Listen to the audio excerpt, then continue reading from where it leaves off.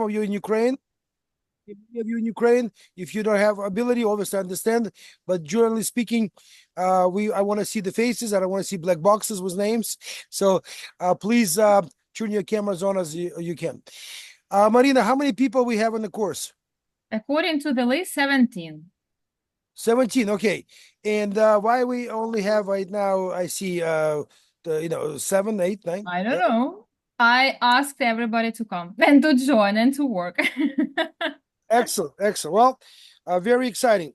Very exciting stuff. And give me 1 second. Let's wait another couple of minutes when people come in. Yes, go ahead.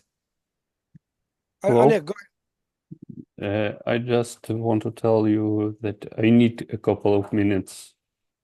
Sure, and that's I'll be fine. back. Okay. Okay, we'll be waiting here. Sounds good. Thank you. Okay, okay, more people joining. That's a good sign.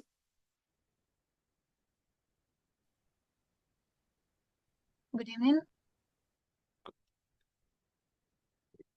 Good evening. Okay. Oh, more people showing up. So, by the way, Marina, when that class starts, usually was 20 minutes after, and you send me 15 minutes after. When is the official start of the class? At 6:20. Oh, 6:20, because in my Zoom it was 6:15. No, it's So just started for Zoom So yet. people are not late yet. That's good. No. That's good. Excellent. Okay, guys, as we're gonna start this course, first of all, it's a pleasure to meet you all. And I know that all of the courses are recorded. And before as people are joining, we have another minute.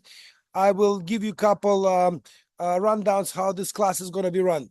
So I have a very a good relationship with Concordia. I've been with Concordia for 3 years now. Yeah, I started in September 2021. And I only taught one class, literally one class physically in Concordia, and then the COVID hit, and then obviously the war and the rest of it. So, but we have a great relationship with Concordia. We have over hundreds, probably 170 already students during the war that went through our internship program, which we'll talk in a second about. And many of those people are already working for us. As you hear me telling you what we do, because it's part of what we do. And Marina, you have my presentation for the first class, right? Because I just changed computer, and my presentation an old computer. So you'll pull it up when Okay, just I will find just 1 second. Thank you. So I will this is going to be probably when I'm as I said, a professor who is non-standard, right? My approach. And my job is not to work with you and worry about you getting your grades, you getting your exams, or any of that stuff. My job is for you to get out of this course real life experiences that you can go and use in your life to improve your lives and people lives around you. Make sense? By the way, I'm fluent in Russian. I'm fluently understand Ukrainian, but I don't have enough lexicon on business side to give public speeches or talk about business yet. I'm learning Ukrainian, but so I just understand. I'll give you my background as people joining us. So regarding the class itself, I do not put grades. I do not do exams. I do not check on your homework. Especially, I see that you guys are older. Are you guys in the master level? This is master. Yes, great. So we'll discuss that, and we'll talk about opportunities for all of you. We'll discuss this in a second as people join us. So all of that is done by the administration of the school. You have certain requirements, and you obviously have to meet them for the class. And we will discuss different things that I will be guiding you through. But generally speaking, I don't want you to send me emails about, what should I do for homework, right? Those type of things, or how do I write this exam, type of thing. I don't care. My personal position, and I told this to my kids, I don't believe that today, in today's day and age, that a 4-year, 6-year education, excluding special professions like medicine, legal, that require training, is needed today as a whole. And by the way, and I know this is not a right message to me to say to you, master students in Concordia University, as a professor of Concordia University, but I want to make sure that you understand everything you hear from me is what I think. I don't care what people think about me. I know who I am. I know my values. I know what I want. I know what I'm worth. And that's part of what I want to make sure you do as you get through our relationship and as you hit in the marketplace in full force. I'm sure many of you already work anyway. So we'll discuss that as well. So now we have more people now. How many people we have now? 4, 8, 9, 10, 11, right? Good. So only 6 people missing. So Marina, if you can, please, if you can send a message to the whatever group that we started the class, so people should join. Okay. We only have 5 classes in this course, so it's a very short course, right? From what I understand. So I would love for all of you to be present on the call. Obviously, life is life. Sometimes you'll be missing, right? Because as you see, our course is a collaborative conversation throughout the course. And part of this is basically getting all of your opinions on different topics we're about to discuss of real life. And I'm going to explain the structure of each class as we go through it. So please make sure that you're on time. 1920 is the start of the class, not 1921, right? Make sure that you are here. And if you're not able to be here for whatever reason, please make sure that you listen to the recording of that class if you did miss it. Okay? Again, I also don't take any attendance. I don't, again, it's your choice. You paying the money, you spending time. If you don't feel you're getting value, it's your it's your problem, so to speak. Make sense? Any questions here so far? No. Again, those who joined a little later, guys, please turn your cameras on. I want to see your faces. Part of our new ethics in the international communications is on Zoom, we have proper backgrounds, even like digital, like mine. So sometimes people come out with the, like we see the bedrooms, the bathrooms, kitchens. So obviously not very professional. So keep that in mind. Okay, we good? Danila, Vladislav, Anastasia, and somebody with the letter A on their name. Are you guys can hear us? Okay, you in communication? Can you send us a message or signal that you're with us? Sure thing, I am. I'll see if Good. I can turn my cam on. Just give me a moment. Yeah, it's just one button.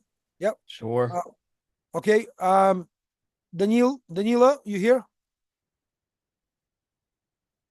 Danila? Okay. Anastasia?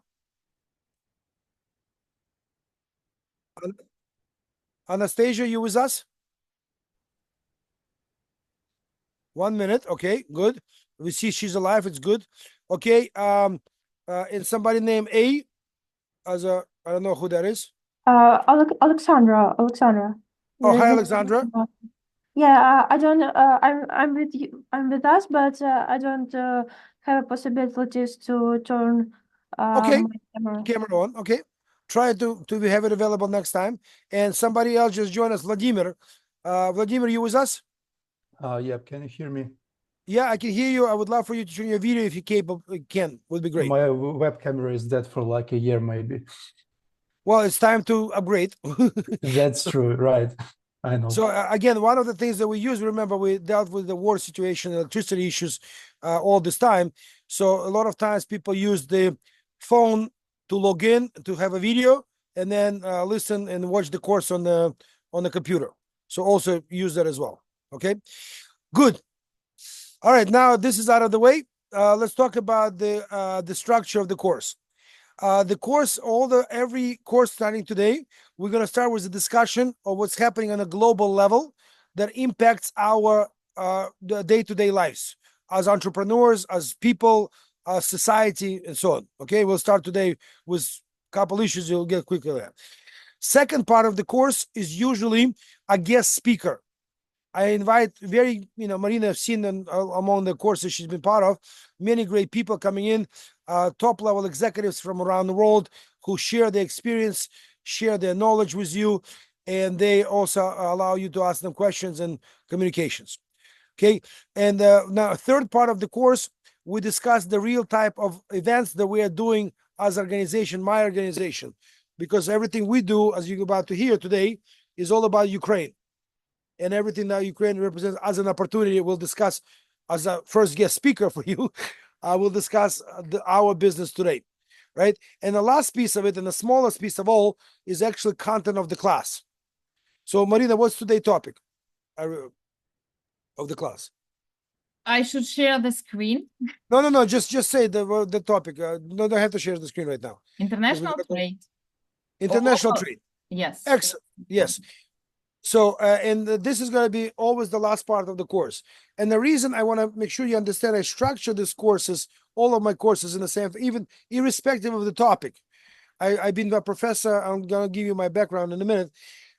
In many multiple universities, and guest speaker in many universities. And part of I learned is the educational system, as we have known it for a long time, right, is no longer viable in the marketplace we know today. Do you agree? Because what you learn through real life experience is much more valuable than what you learn book-wise. Now, what's interesting in this? The reason is this is very important to understand the underlying trend that is unstoppable. The pace of change that we're experiencing have never been experienced in the human history. And the pace of change is accelerating. So by the time we finish the course, a lot of things will change, even this 1 month course. And we need to, hello, Anastasia, thank you for turning the camera on. Nice to meet you, right?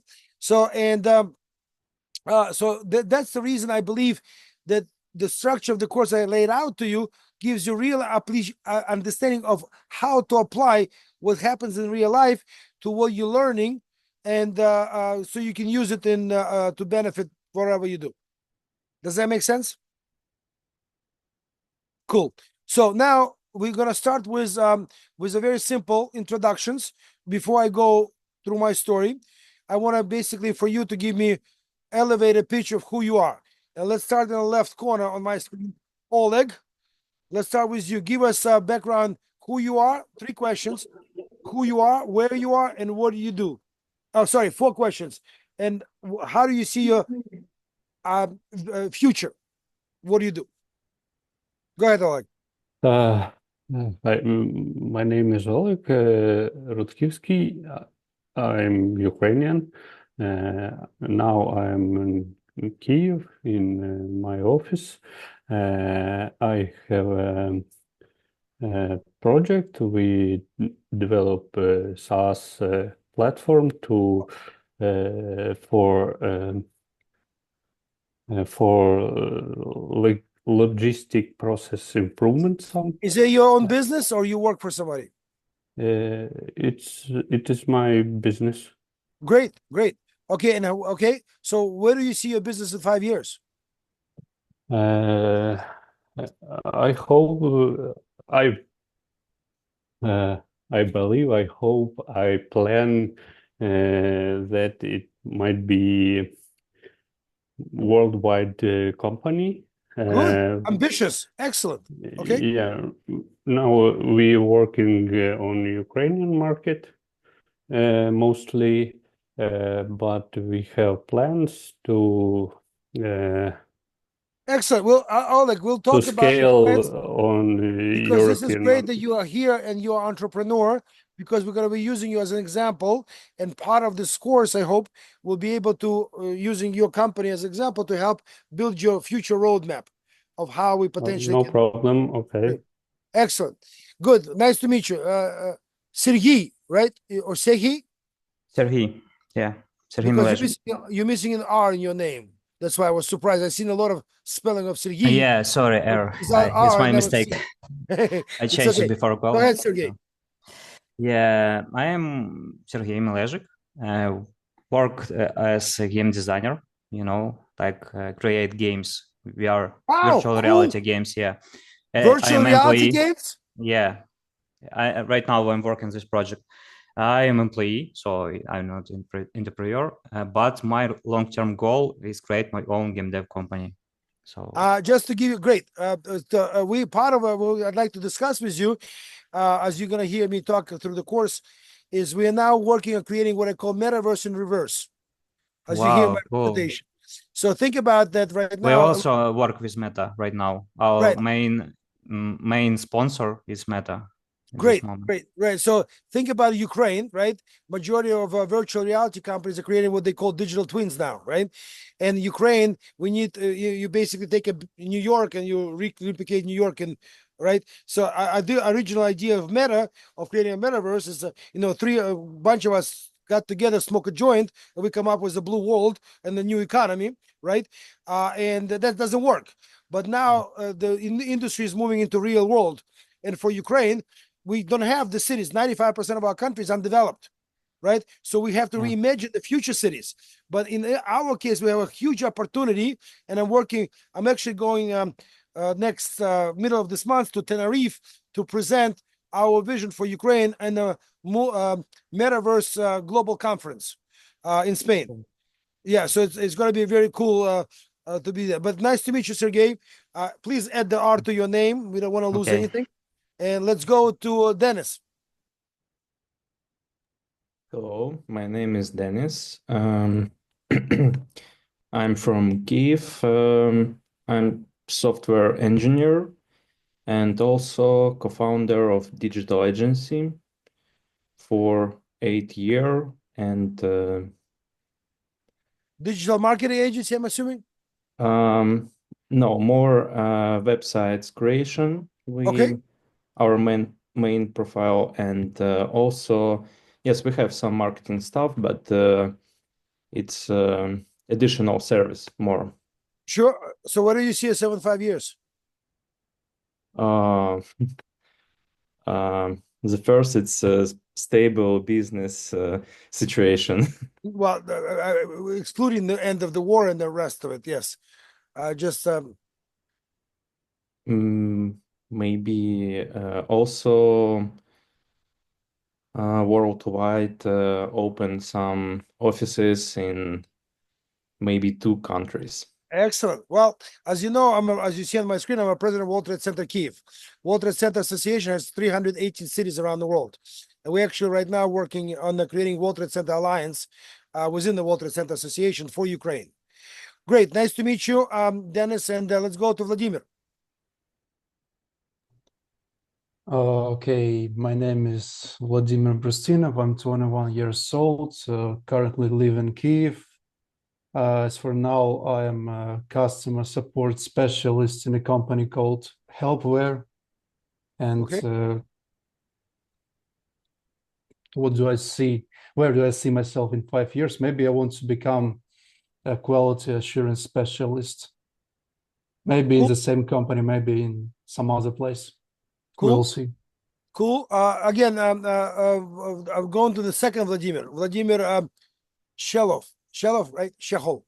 Hello. So my name is Vladimir Shehol. So I'm Ukrainian, live in Kiev. For now, I'm working as a sales operations specialist in international pharmaceutical company called VSAT. Sales? Did you say sales? Yes, it's sales, but it's like secondary sales. Okay. Like I'm working with internal financial data of company, Okay, cool. like that. So that's all. In 5 years, I think I will be in the same company, I hope, but with higher grade, higher payment, and stuff like that. Good.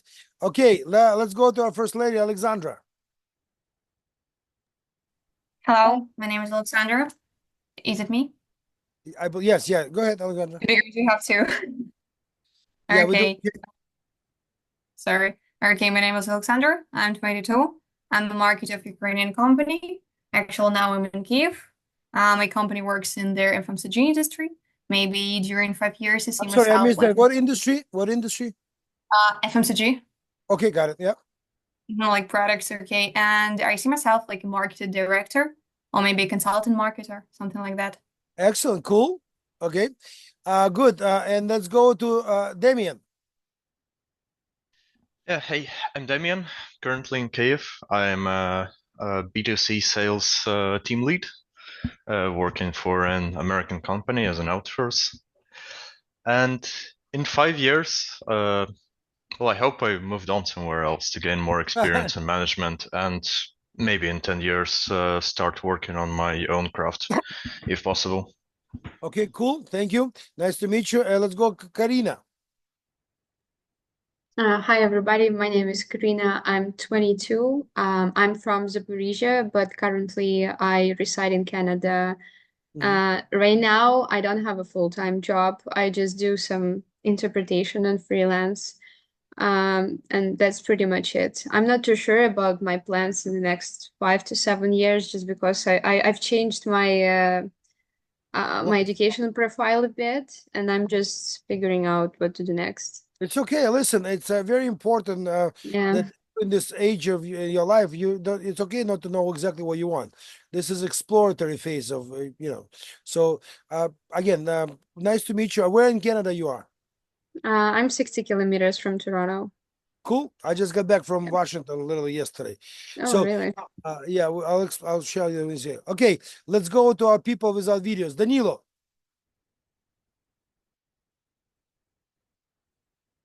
Danilo Litvinov. Okay, Vladislav. Hello there.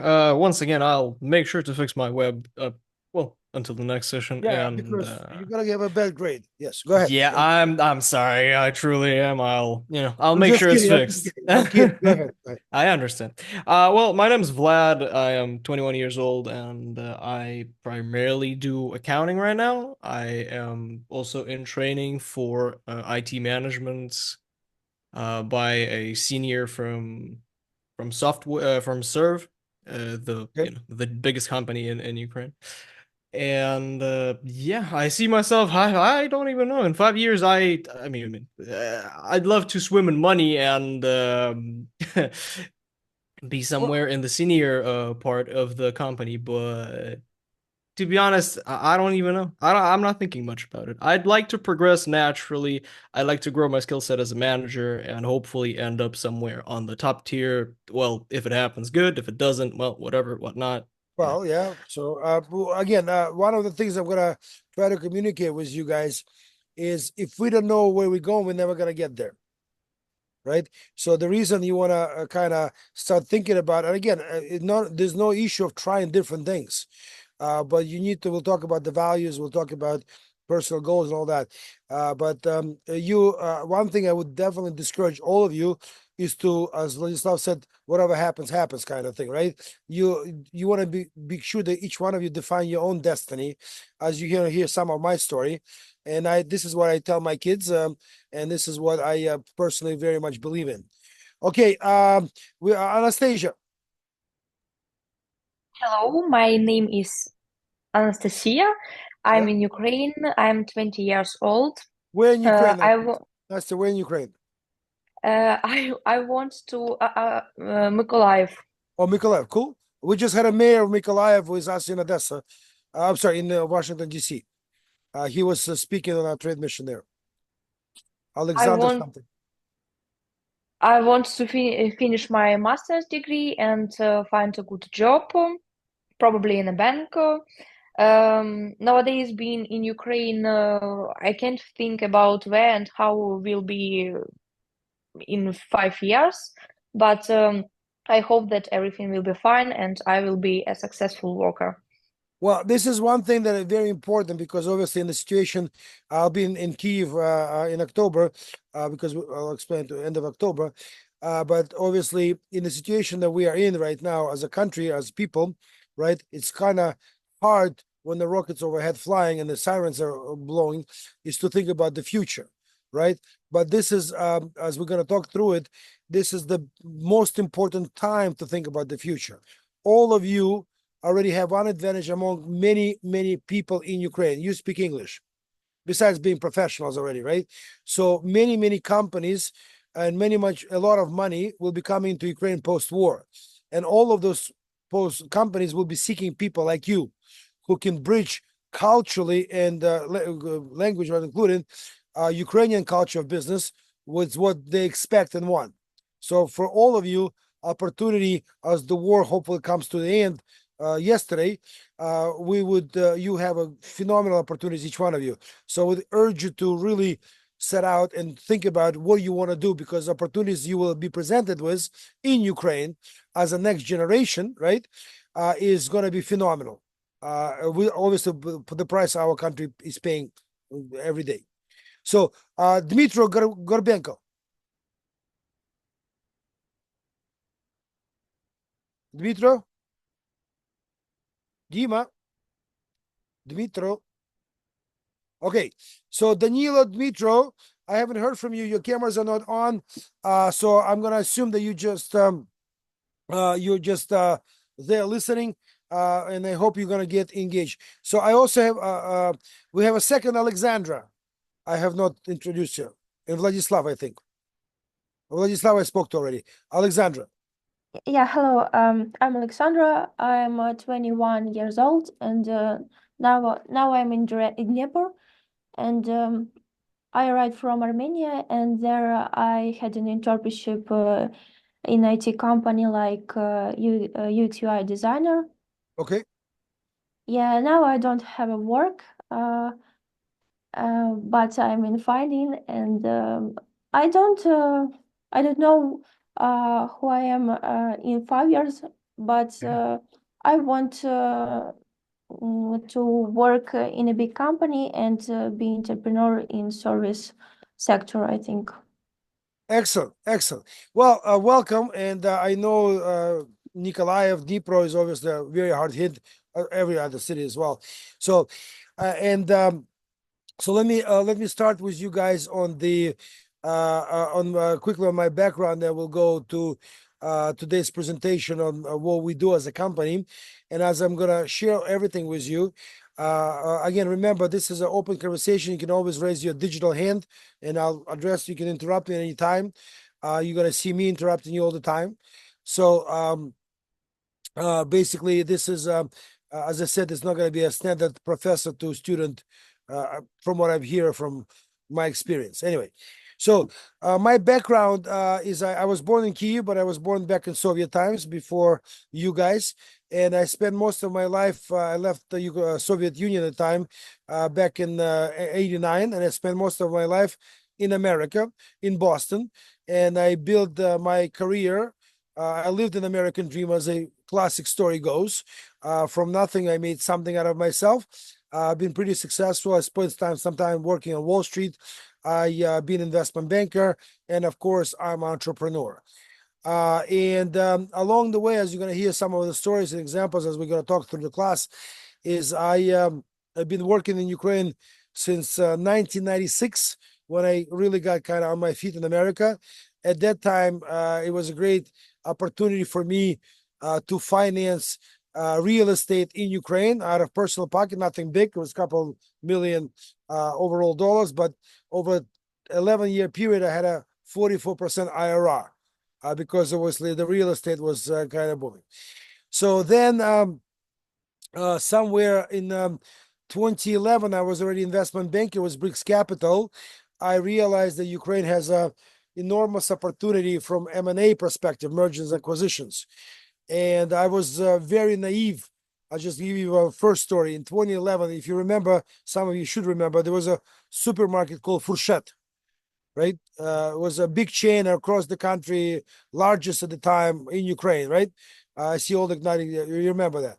So the founder of the company was a deputy, one of the deputati. Anyway, so the company was what it's called distress sale. They were looking to sell. There were about 700 million revenues, which is pretty big for Ukraine. And just to give you a story, my basic due diligence, I walk into a Fourchette supermarket, and they had 150 types of spaghetti or vermicelli, all different type. And I'm like, shelf space costs money, right?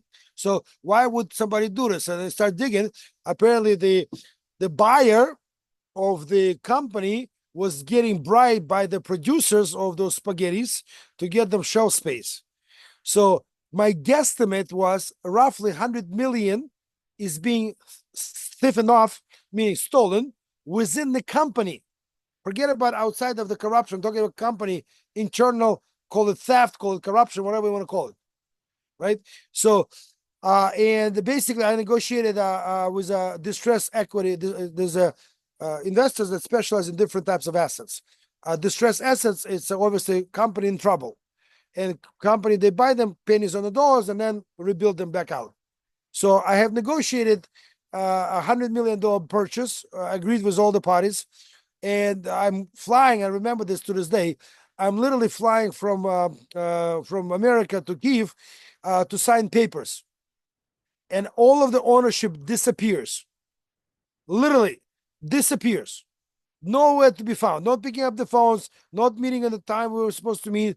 And what happened was the founder of the company lost the election and decided he wants to go back in the business.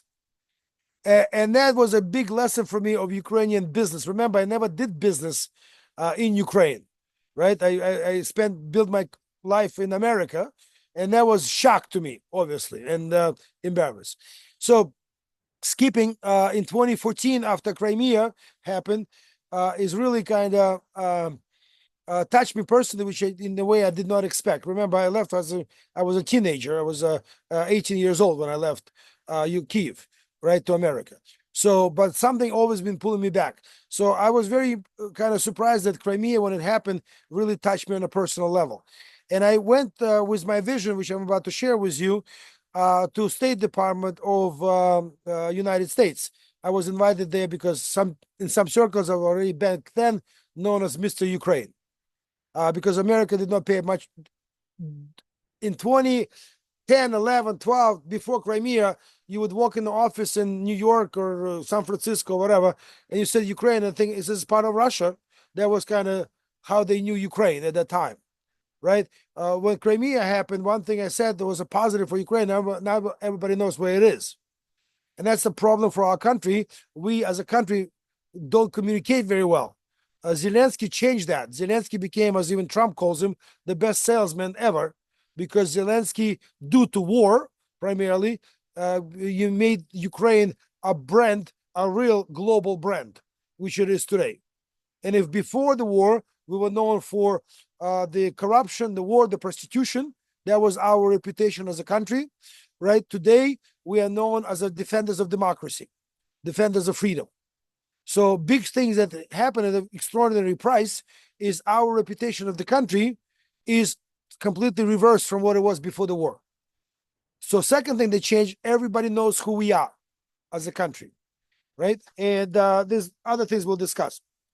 So going back, in 2017, there's a law of decentralization been passed in the first reading in Rada, and that was kind of my trigger to move to Ukraine. In 2014, I was at that time I was a millionaire, doing extremely well, all go good. Today, my 10-year journey in Ukraine, I'm no longer that. I'm hopefully will be a billionaire in the next couple, 3-5 years. But the idea that for me, I was bored in America. America, as you build up and new things, I like creation. I don't like operations, even though I have to understand how business operates and scale of it, all of that. And I'll tell you about my business in America also. But I was kind of looking for, the next adrenaline rush. And there's nothing better than Ukraine for adrenaline rush. So, and that was in 2017 when the first reading decentralization happened. I realized this is an opportunity unlike anything the world have seen. Even that, remember, that's before the war, because it would allow us to build economies bottom up. And I'll come back to that point in a second. So this is very important to understand. So today, right, decentralization is basically saying the power of a decision goes to the local level instead of central government. That's very, very important. Okay, we'll go through this all the time. So I moved to Kiev, and during this journey, I realized there's the three problems with fundamental problems that must be solved in order for Ukraine to reach its potential. Everybody in the world knows Ukraine's potential. I don't know if you know this fact, but Ukraine in the ground in Ukraine, there's estimate of between 4 trillion to 25 trillion of natural resources in Ukraine in the ground, from lithium to gold to oil to gas to whatever. Remember, during Soviet times, especially early days of Soviet times, Ukraine was supplying gas to the rest of the Soviet republics, not Siberia. So in addition to this, if you look at this, the natural resource, one thing we don't want to be an African country that only sells commodity. We want to make sure that everything is being developed using our resources, and value add is in Ukraine, not elsewhere, right? We don't want people to buy our, gold. I'm using oil, gas, whatever they do, right? Remember, Ukraine has literally, this is one of the only, I believe, there's only 2 countries. America, I think, is second one, that have every element of Mendeleev table in the ground. Think about how much that means. Add to this our location as a country, physical location, which is center of Europe, geographical center of Europe, right? So connecting the world. So Ukraine has, I saw enormous potential, enormous. I was very naive, and the issues I identify along the way, number one issue is trust. Give you one example. I'm moving into Kyiv, and one of my people rents me an apartment. I get an apartment. I meet with the owner of the apartment, and blah blah blah with some paper. So she goes, "I'd like you to use my cleaning lady." I said, "Sure, not a problem. I'm a single guy, right?" And so I'm. She comes in, the cleaning lady. I'm living on the 19th floor. I walk out, right? I'm leaving her to clean, to do her whatever she does. And I'm getting a call from the owner of the apartment. Another shock to me as an American, right? And she goes, "Hey, Henry, you left the cleaning lady in the apartment, door open. You didn't. I'm sorry." She goes, "You did not lock the door." I said, "What do you mean?" I said, "We have a lady. She's cleaning there. How can I lock the door?" She goes, "No. She must be locked in." And I said, "Why?" "So she doesn't steal anything." My next question was, "How many years does she work for you?" She goes, 10. Now, there was nothing to steal from me. I had my passport on me. And, what is she going to steal? My suit, my shoes, right? So, I said, "There's nothing to steal." And she goes, "No, we have some ways." I said, "I want you to realize," I said, and then I asked you a question. What happens if there's a fire? What happens if she has a medical emergency and she has to leave the apartment? No, we always do this. This is how it's done. I'm like, "Thank you. I'm gonna use a different cleaning lady," right? So on. Anyway, it's an issue of trust.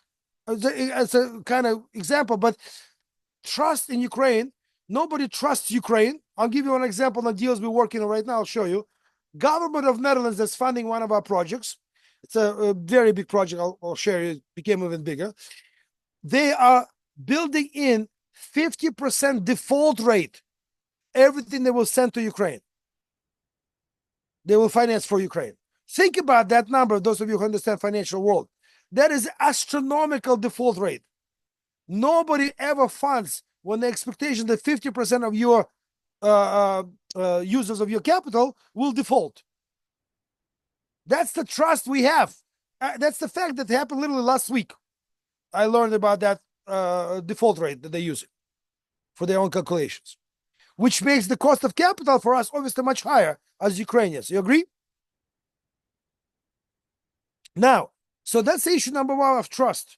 How can now trust on, and here's an example I just gave you, on the ground level, Ukrainians, and this is I learned by living in Ukraine. I moved to Kyiv in 2017. The war started for me in Kyiv, right? A little funny story about that too. So people on the ground don't trust each other at all. There is no trust between businesses, right? This is a big cultural issue. And without solving that issue that we can trust each other when we meet and we talk, right? Just on the basic level. I'm not talking about we don't need legal agreements. I'm talking about basic level of trust. We cannot build the country we want. So that's the problem number one. Problem number two, centrally planned economy cannot work in a democracy. It's the fact. They're apples and oranges. Everything we inherited is from Soviet Union. We'll talk about it in 1 second, right? But it's incomprehensible. I mean, they're incompatible, right? So that's why decentralization gives us opportunity to go build the economy. Bless you, right? Build the economy bottom up. We'll come back to that as well. Problem number 3. What do you think the problem number 3 is? The fundamental problem. Corruption, I think. What is it? Corruption. Well, again, corruption comes back to trust. Okay. Yeah. But I think it looks like that when I trust, I have a risk that Yes, guy but is every corrupted. country is corrupted. All right, America is corrupted. It's just a different sophistication of corruption. They don't give money in envelopes, right? Think about, you look up the exactly scandal of New York City Hall, New York City administration. There's mayors already indicted for I don't know how many counts of corruption. The mayor of New York, right? So corruption is present everywhere. It's just part of human nature. There's always bad apples, right? Everywhere. But the culture, for example, in Denmark and Netherlands, right? You simply, it is unacceptable culturally to steal anything. It's unacceptable culturally to offer a bribe. It's a culture. So, and the third fundamental problem that we have as a country, right? There is no mechanism to integrate its economy on a country level with Ukraine, with the world. Think about what any commerce department does. Does anybody know, as Ukraine, do we have a commerce department? What do you mean? I didn't get. Well, United States Commerce Department, Germany Commerce Department, France Commerce Department. Their goal is to promote economy of its country, right? And provide all the tools for the capital, investors, people, whatever, coming to the country, right? So, and this is basically 3 fundamental problems I set out to solve as a business in Ukraine. And that journey led me to many, many great experiences, including the ones we just did in Trade Mission in America.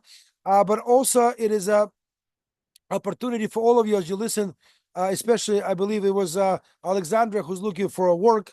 We are now bringing people like you into what we do. So as you're listening to all of this, I encourage you all, because we are offering a process. If you're interested, definitely can, let me know and I'll connect you and we'll get you on board and get you moving. Because in what we do, every one of you, especially, I really excited, Sergey, about to talk about VR. Because part of what I was looking for now, because we have an international company doing VR, we need to find company of doing VR in Ukraine to work with them, as you see at the model.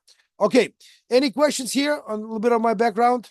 Oh yes, I forgot to say. So today, my titles, besides being a professor to all of you great individuals, I am a founder of Economy of Trust Inc. It is American company, which I'm going to share with you about. I'm a president of World Trade Center Kyiv. I'm very proud that I brought this organization to Ukraine. It took me only 2 years. Prior to me, there were 3 attempts, including 2 by former President Kuchma and Poroshenko, that have failed. So that's another big title. And I'm sitting on, I'm also right now a chairman of Investment Council for Mayors Club of Ukraine, which is about to be set up. I'll explain to you as we talk about what we do. This is who I am. Good. Any question, guys? Nastya, I'm feeling like I'm in the movie. You're shutting on and off your camera. So just I have a bad connection. Okay. Guys, any questions on my background? All right. Good. Okay. Good. You nobody left yet, so we can start. We're off to a good start. So like right now, I'm going to share my screen. I'm going to share to you what we do as a company, and I'll explain to. I'll show you a couple of projects, real projects, and this is presentation you're about to see is what I have shown on the trade mission to Washington D.C. now. By the way, Marina, that presentation, that trade mission to Washington D.C. ended up being the largest delegation from Ukraine in independence of Ukraine to America. and you guys will see why this is very important. So we brought 34 mayors. We brought 87 business people together to Washington. We did trade missions to Japan in February, trade mission to Netherlands. It's a very cool stuff. And we're meeting extremely cool people. For example, in Washington, second guy in BlackRock was presenting to us, Congresswoman who set up Ukrainian caucus in the United States Congress. I'll show you some pictures as we talk through it. But coming back to personal values before I start. Before I kind of jumped on 2014, I spent some time thinking about what I want to do for the rest of my life. Right. I kind of realized that money don't motivate me anymore. And they much needed, but they were not a motivation that I kind of drove me. And I was really thinking about using my personality because I'm curious about everything. I want to be involved. I love technology. I want to meet new people. I love to travel. I love to be a public speaker. So I have a lot of things that I love to do, and it's very hard to find one thing that does them all. So for me, Ukraine actually became an opportunity where every day today I'm learning about new technologies, new companies, new processes, right? From some of the biggest companies in the world, as you'll hear. Today I'm traveling and I'm being paid, and people paying me to traveling me. I just got back. I flew from New York to Vietnam, and the company is paying for my travel first class all the way back and forth. And I'm speaking to people, all over the world today as a public speaker. And yet I'm not getting. Actually, last Vietnam, I even got paid for speaking for the first time. So, but at least they're already paying for my expenses most of the time. So I also obviously entrepreneur. I love to create business from nothing and make it big. So what you're about to hear is as big as it gets.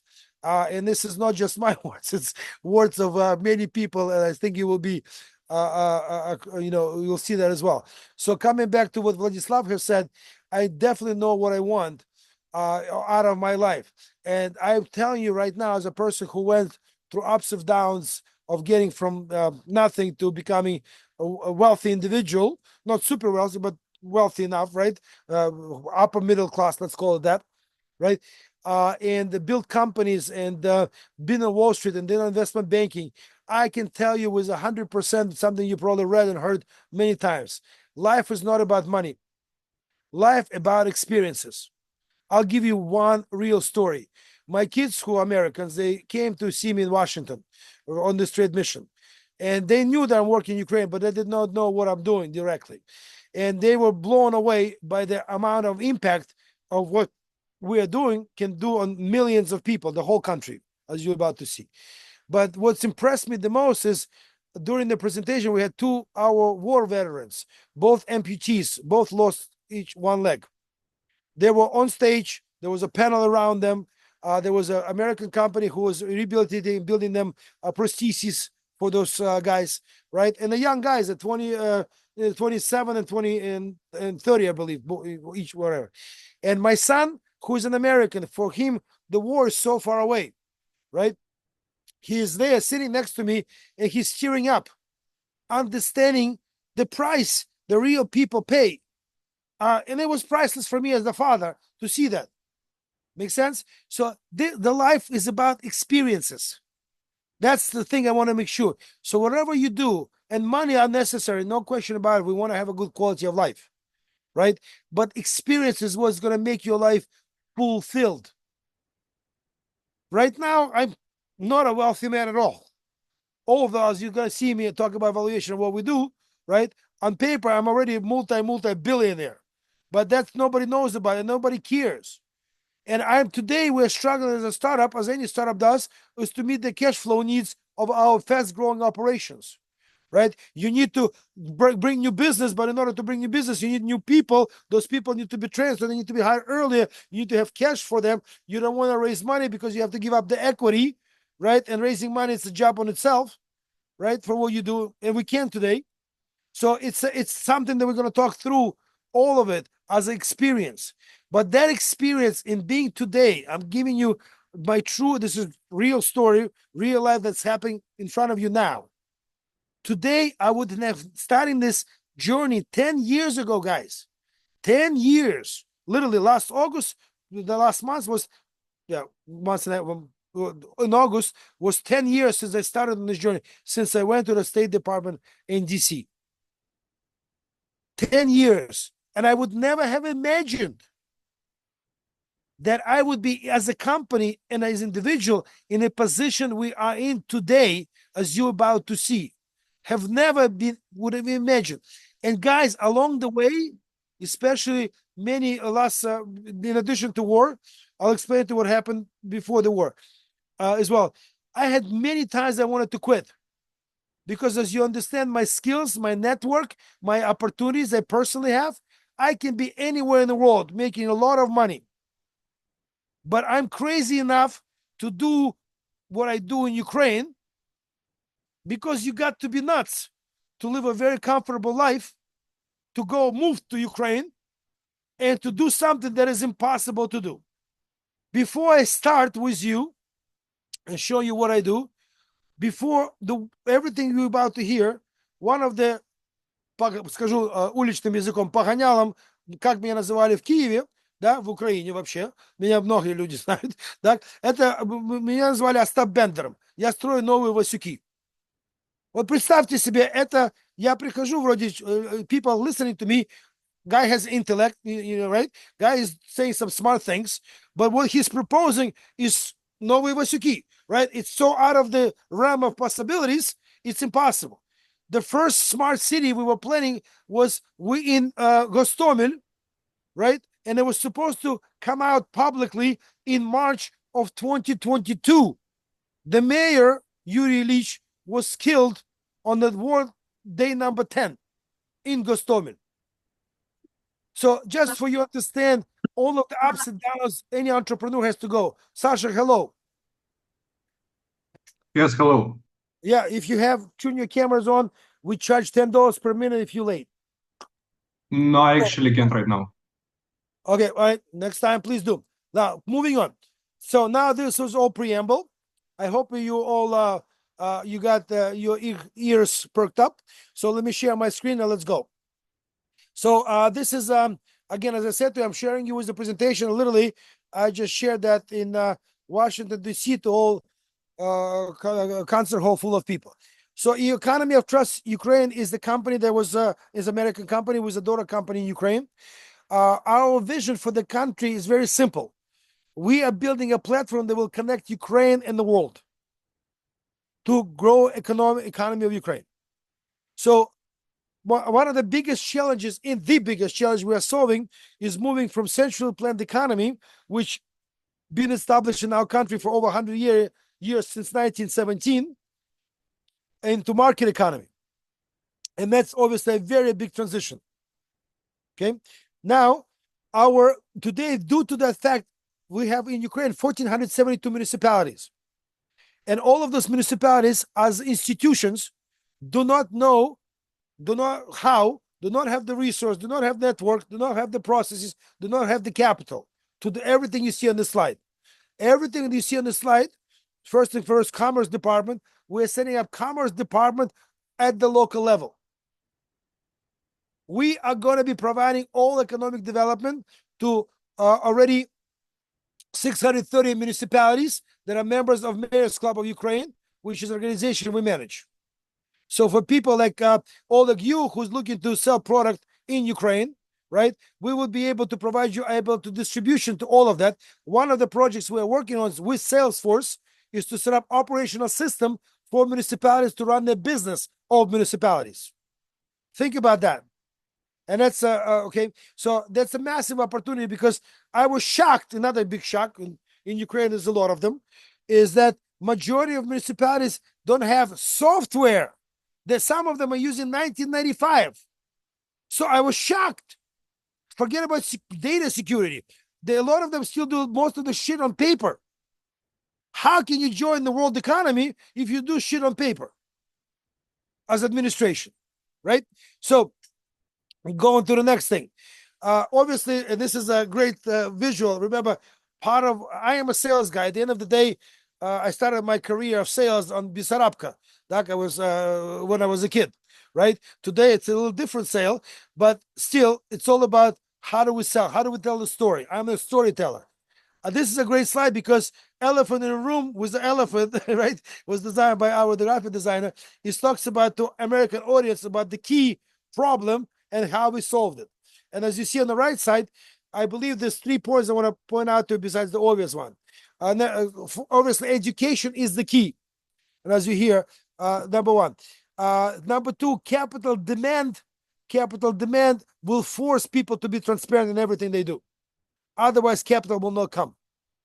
And we'll talk about the capital in a minute. Digitalization is by itself forces the cash economy out because everything is being tracked, right? And obviously, digitalization allows us to change the system. And you see technology is part of also obviously driving the corruption to a minimum. Okay, so what are we solving? Our number 1 job is to mitigate all the risks. So decentralization, you know all of those risks, especially you guys all from Ukraine, right? So, but the biggest opportunity is decentralization. It's also biggest risk. Why it's a risk? Think about our mayors today. Our mayors don't trust do not trust central government. Our mayors will never give up their newly gained independence. Our mayors are sitting on a vast amount of physical resources. Number 4, our mayor's future depends on one thing and one thing only: creation of local jobs, which puts money into the local budget, right? And number 5, where people like me come in, and hopefully you guys, they have no idea what to do because they never had a need to do it. There's not that the good people, smart people, they're all good people. Some of them smart, some of them not very smart, some of them corrupt, some of them not corrupt. But we see younger generation coming up becoming mayors, right? So on. So this is a good slide as well to demonstrate to you. By the way, if I was in Europe, I would be showing European state, not the Texas, right? So Texas is more or less the size of Ukraine. But the economy is 2.4 trillion versus NASA's 140 billion. That is the opportunity of a lifetime. That is an opportunity because Ukraine, we know that the $1 trillion will be coming into the country post-war in the 5 to 7 years. And that's opportunity for every one of you, by the way. So what do? We represent the whole country, as you see on the right side. And on the left side of the slide, you see our vision for Ukrainian. I come up with the idea because 95% of our country is undeveloped. Who knows about, I don't know, small cities of 10,000 people, gramadas, right? 50,000 people, right? This is 95% of our country. We only have about, 6 large cities, more or less, right? Everything else is open. It's a green field. So, but nobody would ever go into one of the municipalities because it's a small municipality. You cannot pay me millions of dollars for me, my factory to be in the field, and only thing I do is to go to work and go home. I want quality of life. So we created what we call economic unions. Economic unions is adjacent municipalities signing agreements to do this. We have 22 economic unions. I'll show you that in a second. But I want you to look at what we're after. We're after of building truly smart cities of Ukraine. Because when you put those municipalities together, you have a very large land mass adjacent together. And that allows us to build ground up. And please take a look. Technology infrastructure at the bottom stack of it. Why? Because technology will drive the economy. We'll be able to track the water pressure, buying a cup of coffee, or building a $100 million building. And the only question we ask, are we improving quality of life with every step we do or not? So that's our vision, and that's what we do now. And you'll see the reality of what we've done. Today, as I said, we have 22 economic, as I mentioned, we have already signed 22 economic unions, 22, representing 146 municipalities, representing over 2.5 million people, representing 62,000 square kilometers of land mass. Impressive numbers, aren't they? We haven't started yet. So this is how, and this has took me a while to figure out. This is how we solve the biggest problem of how to make all of this work. How do we connect Ukraine? And we connect the Ukraine through municipal network, mayors. Every mayor is members of our organization. So as I mentioned, we have a very large global network. USAID, United Nations, for example, head of United Nations Development Program was speaking at New York at our trade mission, well, literally last Friday. Okay, so trust me, that network is there. The key innovation was the following two. Number one is the second layer. Every one of these companies, you see them on my screen. This is our business units. This is a for-profit businesses, all excluding Mayor's Club, which have a very specific function what they do. Academy delivers content. Industrial, we're going to be the largest owners, operators of industrial parks in Ukraine. I'll explain to that in a second. So Ukrainian Development Alliance and boarding class and so on. So each one in aggregate, they become a commerce department, a one-stop shop for everybody who's going to enter Ukraine. Today, I'm very proud to say, especially after America, right? We the only organization around Ukraine today, public or private, that can meet a very stringent standards of transparency and governance with the ability to execute at scale in Ukraine. How we execute is by third land. We choose companies that are world-class in what they do. This is lawyers, this is data, this is architects, engineers, education. This is AI. We're signing. They were there. AI, IoT, right? So let me give you an example on Sweco. So Sweco is a Finnish company, 2.2 billion giant. They're signing an agreement with us, joint venture, and just give you understanding how nice it feels as an entrepreneur after so many years in the what I call Ukrainian desert, right? Is company that is very big. They rebuilt Iraq after the war, so you understand the level of the company. So they've been all over Ukraine, all over. Their water, energy, waste recycle, all of that, and they chose us as their partners in all they do in Ukraine. The amount of money you see, 323,000 euros, they received from the Finnish government to fund the feasibility study of one industrial park in Ukraine. And gentlemen, as an MVP, the ladies, they applied for 100. And we're going to deliver them 100 those industrial parks. And believe me, the technology they use is mind-boggling. The 3D, the VR, it's just really, really cool. Okay, so that's an example of how we use that. Now, the next thing is even more important from our guys. Can you still see my screen? Yes. So the next slide is the slide about our Tower of Trust. By the way, funny anecdote. Originally, I named it Trust Tower. This process, but I called my American board member, and he goes, "Henry, no, you got to change this. It's too close to Trump Tower." So I changed it to Tower of Trust. So the name, so the name means a lot. You got to think about it. So this is the process that allows the companies to slowly onboard entering Ukraine. So for example, you see the entry level. Then they go to discovery phase. Discovery phase can be three types. Number one, buy and sell. Number two, distribute. And number three, we're building something in Ukraine. And they pay us money for it. And depending on what the project is, it may take, multiple months and steps to get there. Then we have to get business ready for Ukraine. Right? It's also a task. And then we can also go to money. And we have a lot of level of money access. And as I mentioned earlier, I'm going to be chairman of the investment committee, which will give direct access to municipalities and local businesses to money without going to all the regular stuff. So moving forward. Now, this is what we do for industrial parks. This is today, and this is tomorrow. Why industrial parks? With every economic union, we're starting with what we call industrial base, because this is what we're going to create jobs. We're not writing strategic plans, and not do any of that crap. We're going and we start, hey, we're going to be industrial parks. Every economic union will have minimum 5 industrial parks for 5 different industries, because this is what's going to create jobs. And jobs will create the rest of the city, right? Otherwise, it doesn't work. So we'll talk about sales process as well. Now, coming back, this is our real projects that are already going under funding, right? I'm not going to speak. We can speak about the individual projects later in the class. But today, I want you to pay attention only to what's on top, how we choose the project. We are starting with a project that are meeting that criteria. For example, public-private partnership is going to be the biggest and by far the most important financial instrument of funding Ukrainian stuff. No money will go into Ukraine directly with the exception of humanitarian, military, and macrofinancing, budget stuff.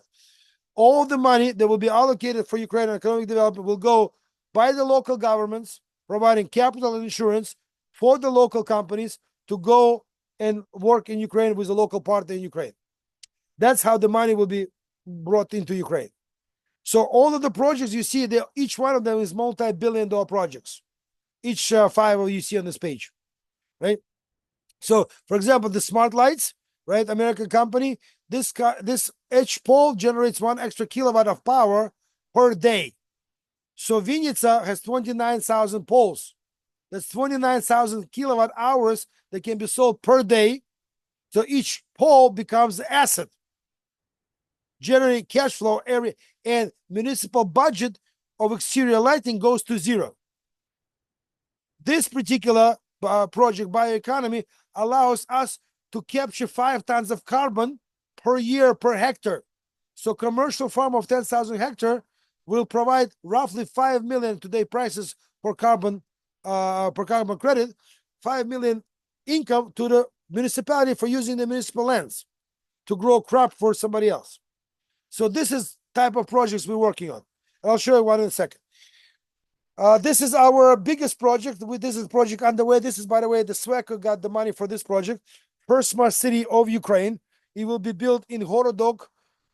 It's Lviv region. It's between Lviv and Poland, 20 minutes from Lviv. Right here, you see 700 hectare industrial park. The money that you just saw from SWECO will go to develop the first 20 hectares first industrial park.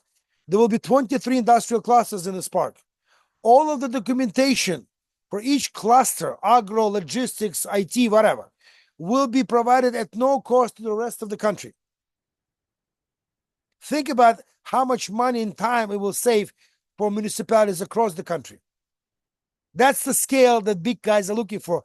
By end of this month, I expect we're going to sign at least 100 plus municipalities MOUs for industrial park with municipalities of Ukraine. So when I go with this stack of MOUs, it is a massive asset that big companies like BlackRock are interested in because they have a platform to deploy capital, big capital.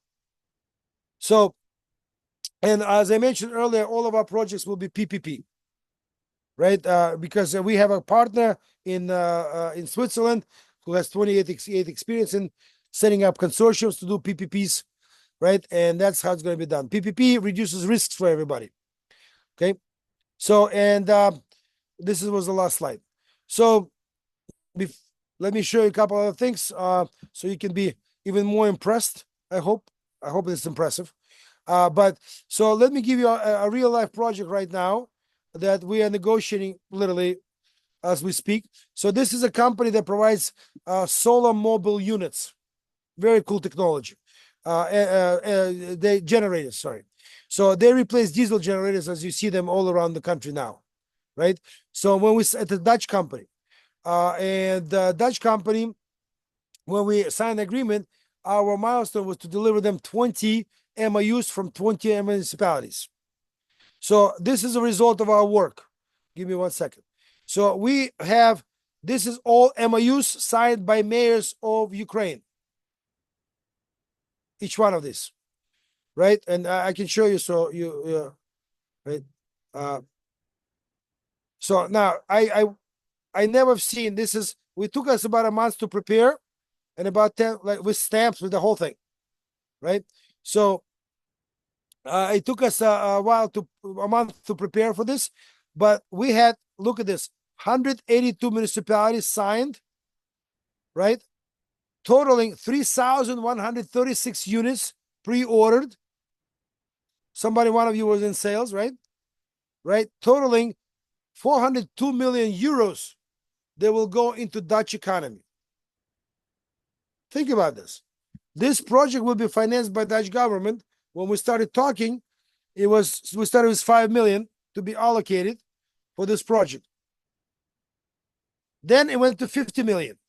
Now, because they don't have, I just met with special envoy of Netherlands for Ukraine, and she looks at it, she goes, we only now giving grant money for 120 million. We want to give it to many companies, not just one. But she was so blown away by the result. Why? Because now the special envoy is going to bring it up to World Bank and IFC to have the rest of it funded, because the money goes to Dutch economy. Because in this case, they produce everything in Netherlands, in this case. But the requirement is only 20%. Make sense? So I can go on and on in terms of other things, but I hope it was interesting. This is what I do. Questions? No, nobody's leaving yet? So part of what we're going to be discussing is as part of the... Actually, a lot of questions, but Go ahead. I suppose that it would be not enough time for this. Maybe I write you some questions. No. You don't have to write me all that because I have no time. But you can talk about during the class. I do this. It was interesting. I want you to realize, right? So why am I doing this? All of this, right? And as I said to you, it started 10 years ago, and the war obviously played a critical role, as ironic as it sounds, of this becoming a reality today, because the war is basically a tipping point. What we are creating, guys, is alternative economic system for the country. Think about that ambition. Who am I to do that? I have no roadmap. Nobody have done it before us. We're in the middle of the war, right? Nobody, but man, we are in Tokyo. Governor of Tokyo meeting with us, a special envoy, congresswomen. Why? I'm asking myself, who am I to those people to be so interested in what we do? We really only now coming out publicly.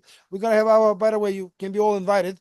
We're gonna have our first summit, the All Ukrainian Mayor Summit in Kiev on November 8th, right? And we only coming out publicly with everything. Everything was done kind of behind the scenes, right? So, and I was asking myself a question: why am I getting so much interest from governments, government agencies, trade associations?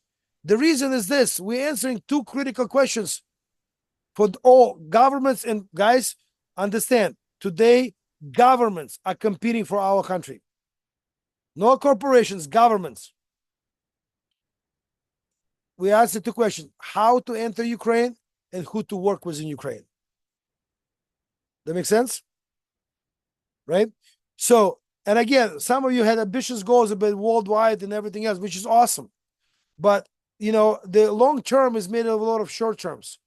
So how do you plan now, Dennis, where you are as a company, whatever you are, to get to global dominance is the process that need to be laid out now for you to start understanding how to get there. For me, it took, as I said to you, 10 years to be able to start executing now. And not just 10 years, the war. In order for people to switch the mindset, this guy is right on both sides, on the Ukrainian side and international side. Make sense? So if you have questions, you're welcome to ask me today, tomorrow, after. Because part of my job as a professor, the reason I'm doing this, right? And I want to explain to you why I'm doing this as a whole, not just teaching you, because it's part of it. I'm doing this for a very simple reason. I kind of saw after the war started, right? Before the war, it was kind of, my God, I can do this. At some point, I realized I can do this, right? Because when I got the World Trade Center license, I said, I can do this. World Trade Center gave me immediate global network, right? But when the war started, I realized history is being changed in front of our eyes. And it already obviously changed, right? What happened before the February 23 of 2022, right? And now the world has changed. And we today, in the position we're in today, as I mentioned earlier, we have the opportunity as a company, I am as an individual, right, to influence historic events to about to unfold.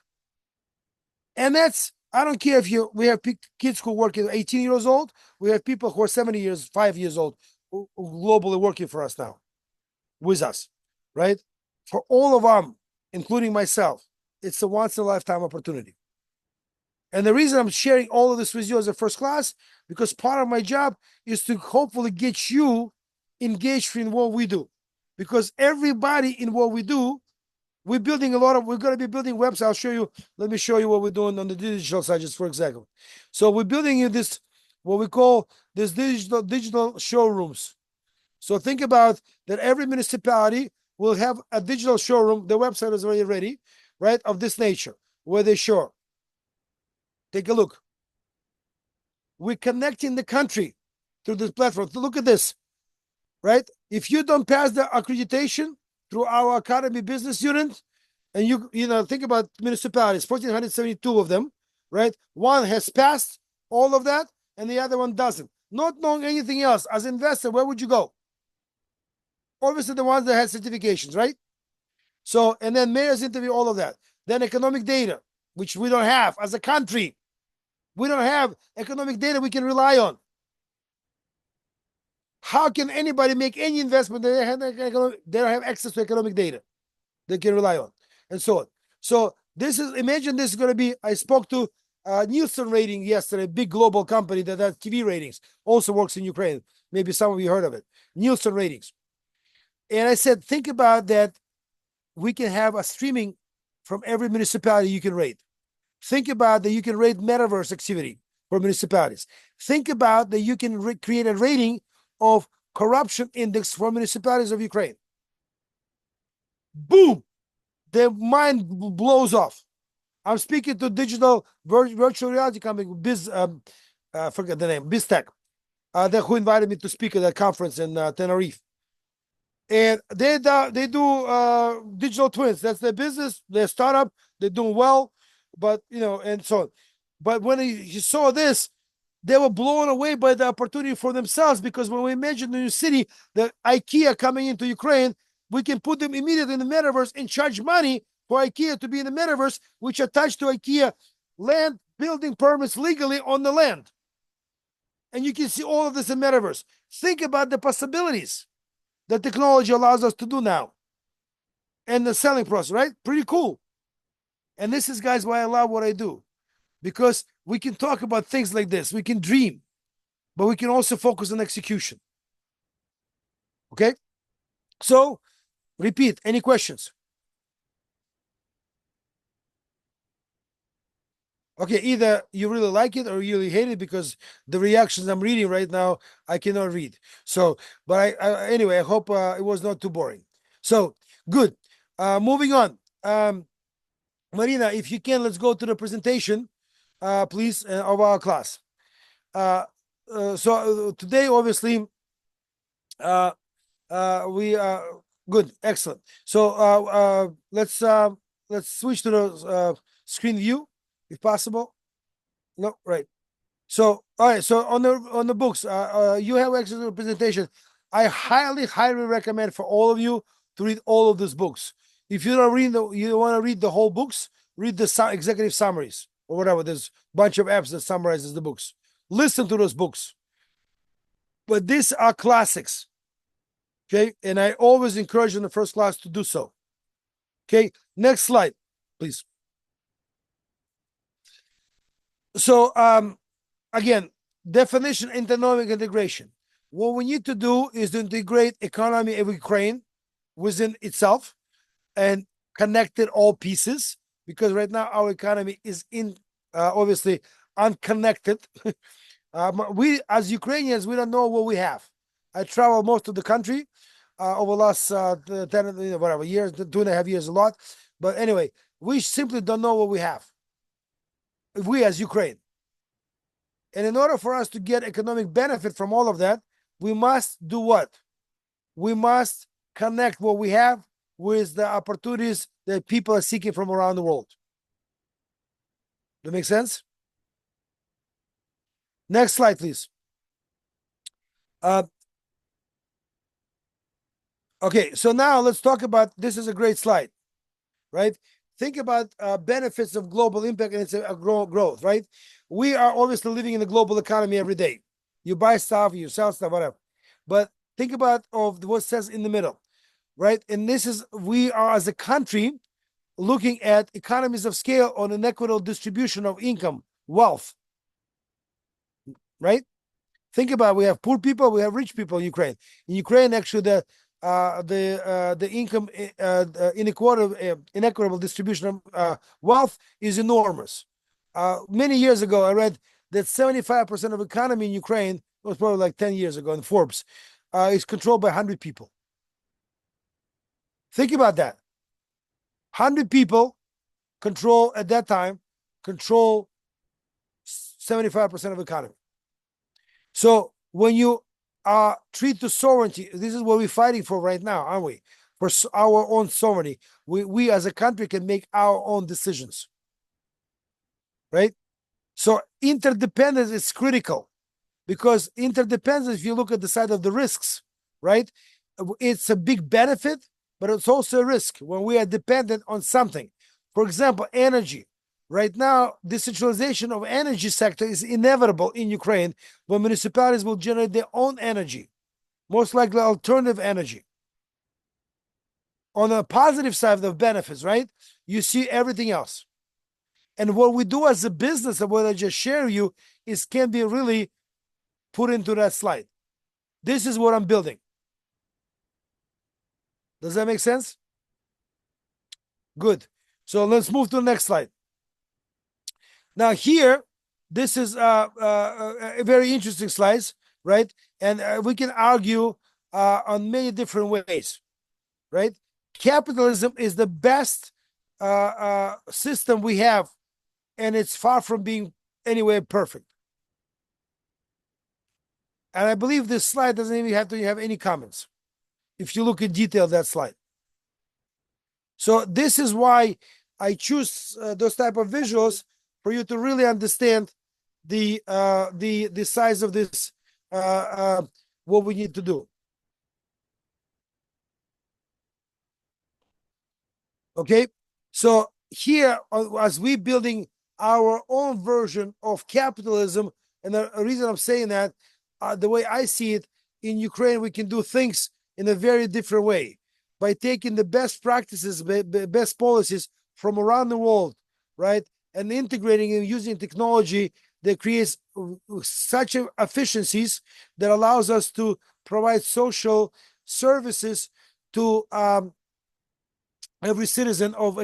Think about this: when you, as a competition in Ukraine, will not be for money or projects. Main competition in Ukraine will be for people, you guys, right? So think about you as a young person, and I want to attract you to my city, right? And when you come to my city, I'm going to offer you everything in that city for free: parking, electricity, all of it. You pay one management fee to the city. Think about that we as a city can have a dividends paid out based on the growth of our GDP to our own citizens. Wild ideas, right? But those ideas can be implemented now because of two reasons in Ukraine. We do not have legacy infrastructure or legacy system, number one. And number two, obviously, technology is here when it wasn't there 10 years or 50 years ago. Make sense? That's the opportunity Ukraine. This is what I'm selling around the world to big investors, big government agencies. Next slide. So now, look, on the left side, keep it local. It's all about decentralization, about building local economy ground up. That is an opportunity for every one of you on this class, for me included, because we're going to build a whole new way of doing things, as I explained on the previous slide, using primarily technology to drive innovation, efficiencies, and quality of life. And obviously on the second slide, you see something standard. We have to take care of all the things in order to make sure that we're building sustainable economy, sustainable environment, and the rest of it, sustainable quality of life, improving. Okay, next slide, please. Now, again, this is if you look at the sustainable cities and the communities, right? So this is a rating. This is what we aim for. If you remember our criteria of selecting the projects, there were one of them was United Nations goals, right? 20, 30, whatever, 20, 30 goals, right? And there's a lot of those goals. There's 30 something of them, but we want to make sure we hit as many as possible on every project. Why? Because first of all, it improves quality of life, right? It obviously sustains the environment, and obviously it's what money demand. BlackRock, Larry Fink, the founder of BlackRock, obviously sent a very famous letter. We're not going to finance anything that is not sustainable. Every project in Ukraine will have sustainable green light that we do.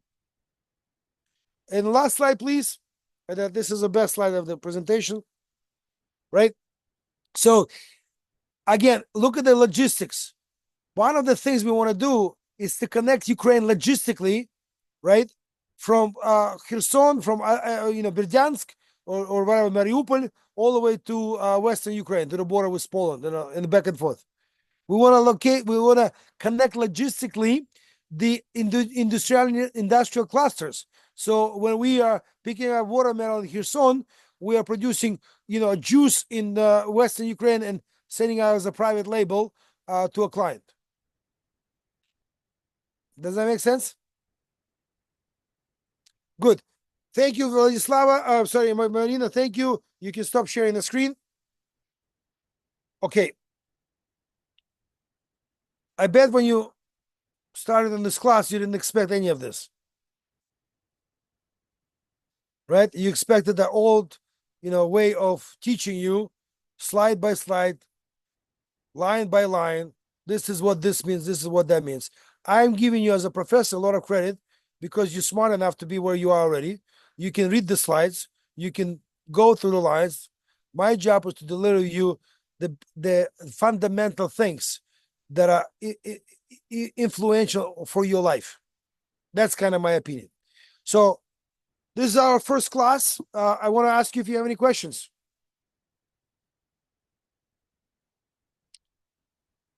About anything. About me, about business, about class, about Marina's life. Anything. Just kidding. So, no, if we good, thank you very much. It was a pleasure to meet you all. I know we'll get to know each other. I see Karina lost her smile when she started. The smile was on. So again, I hope I piqued your interest of continuing this class. I hope you stay through the class. We only have 5 classes. Next week, I'm going to invite a guest speaker. I don't know who. We have enough to choose from, luckily. And I hope that you will enjoy the rest of the journey with me. Okay? Okay. Cool. And Alexandra, if you're interested in the work, send me, have Marina send me your contacts, and I'll connect you with one of our people to tell you what we do. Well, you heard what we do, to tell you the process of how we do it, I guess. And then anybody else who's interested in starting the process with us, if you guys are interested. Go ahead. Oleg, go ahead. You had a question? Do we have another one lesson class with you, or Next week, I believe. Oh, okay. Right. Every Marina, 5 weeks, right? In a row in October? Yes, every yes. Yeah, every Wednesday, but I'm going to be inviting guest speakers who's going to speak for about 20 minutes during the class and then have a Q&A with you. So I'm going to teach the class, Oleg. I'm going to be, you're not going to lose me. I promise I'll be there. Right. Going to be another, because listen, I've been a very bad student. Just to give you, to finish up a side story. I in Kiev, when I was a teenager, I was kind of I went to Kulinarное училище, PTU, right? So, and I was kicked out of it for bad behavior.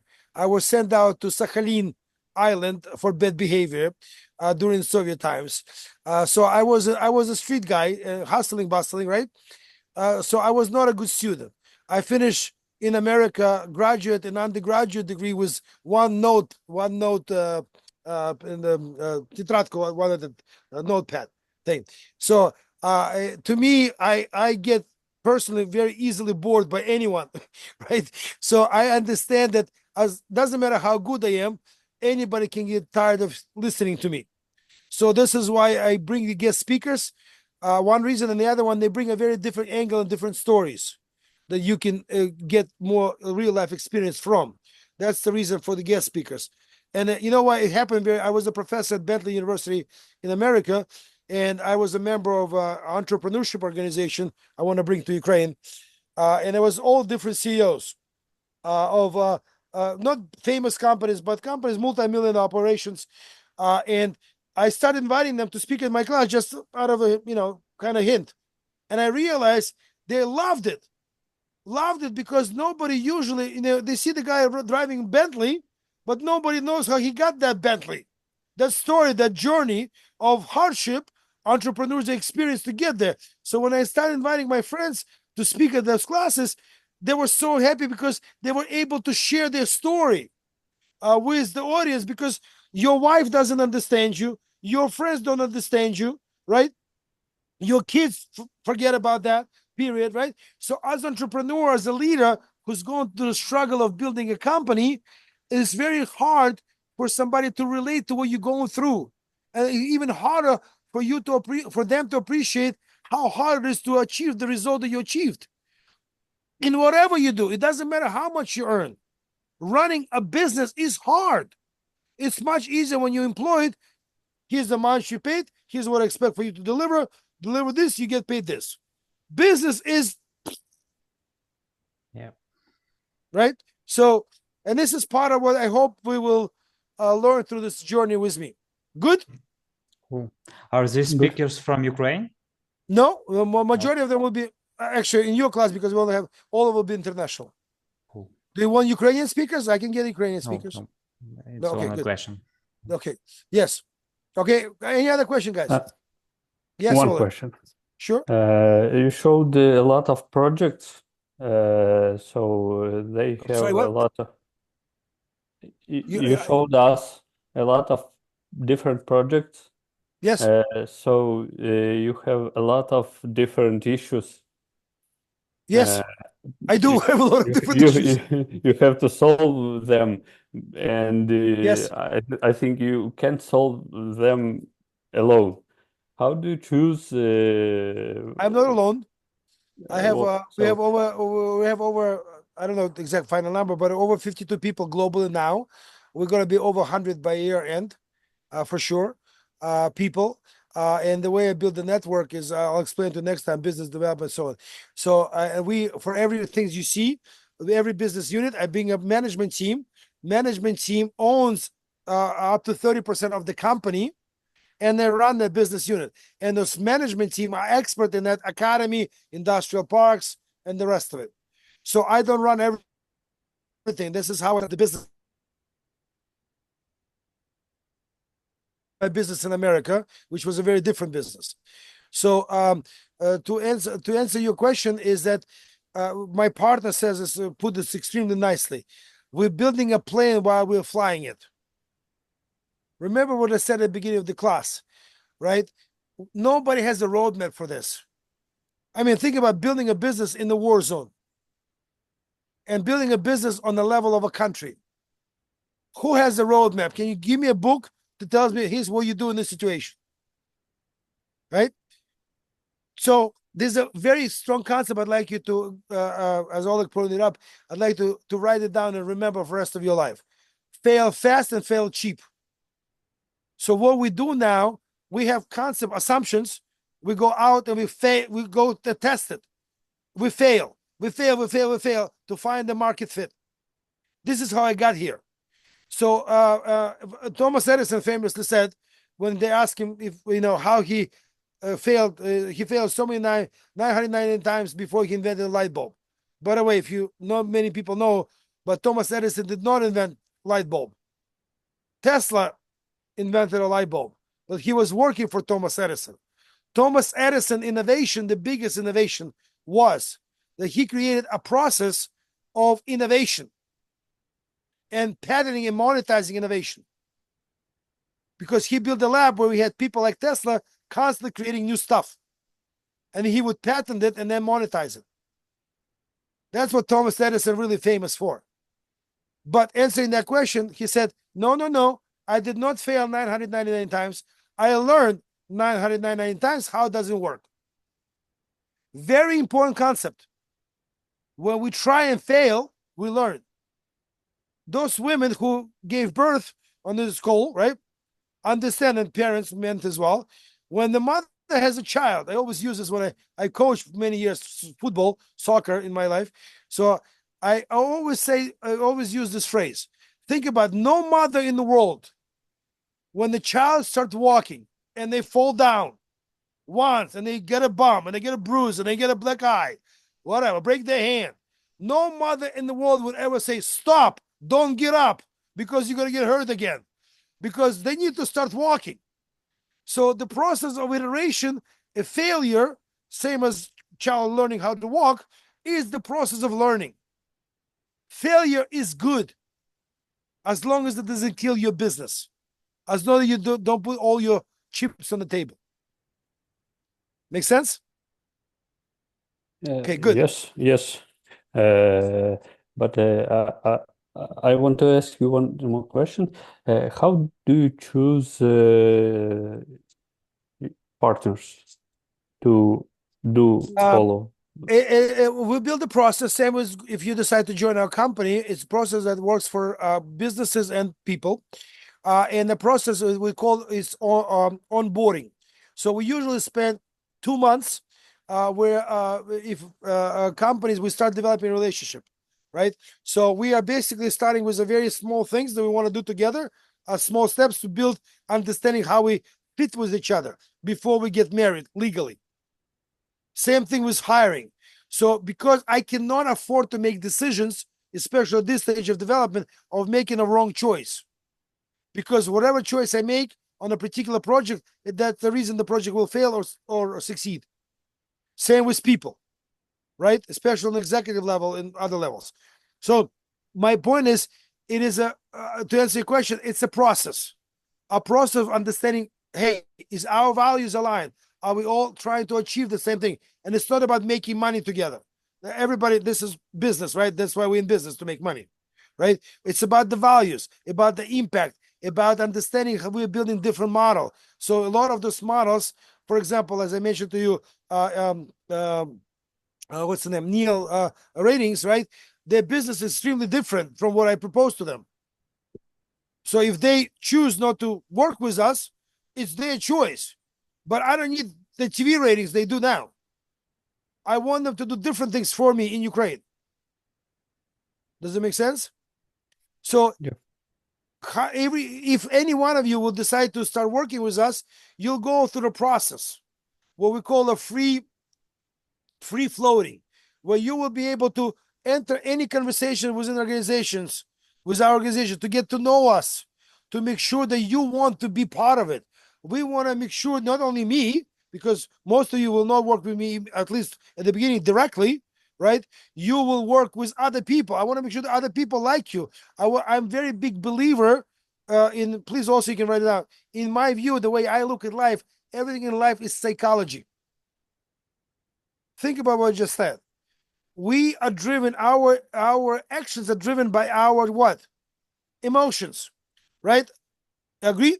So our personality, our values, all those things are part of the psychology of every one of us. So I want to make sure that your values align with ours. I want to make sure that you're not creating toxicity because you had a childhood problem, for example, right? So it's a process, and I became over the years pretty good at it.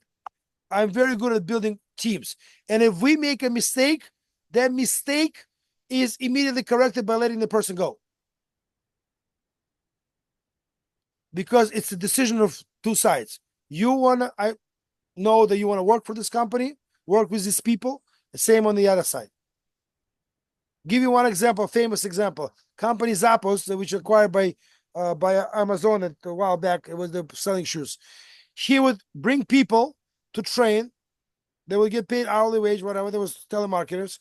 And at the end of training, each person had an offer of, I believe it was 2 months pay to leave. Think about this. You go through training to get a job, you're being trained, and then at the end of this, you receive a job offer as well as the offer to get 2 months pay and leave. Anybody can answer me why?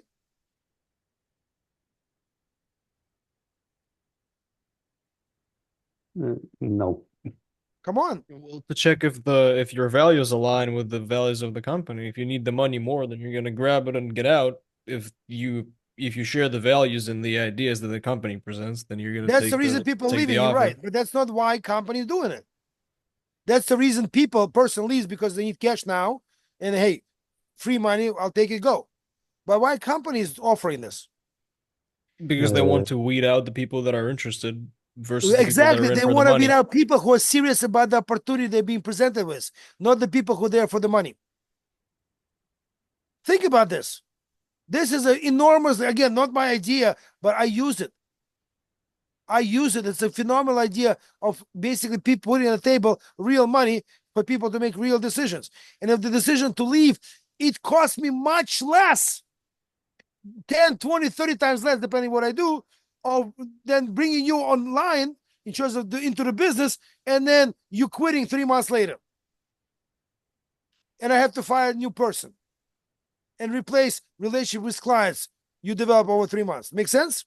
So the cost of the business of paying them 2 months salary is way, way cheaper than having a person who's not committed to your vision as a company and definitely will at some point leave. That's why they grab the money now. Vladislav, agree? Sure. Good. Okay, so good questions, good conversation. Anything else? No? Ladies and gentlemen, it was a pleasure to meet you all. Stay safe, please. I hope to meet you maybe physically in Kyiv when I'm in Kyiv. By the way, Marina, quick question. When I'm in Kyiv, can we have a physical class or there's no space now? Yes, of course, just tell me the date in advance. Okay, well, yeah, we'll get closer to that. I should be at the end of October. I might find the time to get in front of you guys so we can physically meet. All right, but pleasure to meet you all. Have a great day, and I'm looking forward to seeing you next week. Thank you. Bye-bye. Thanks. Bye-bye. Thank you. Bye. Thank you. Bye. Hey, everyone. Thank you. Bye-bye. Have a good one.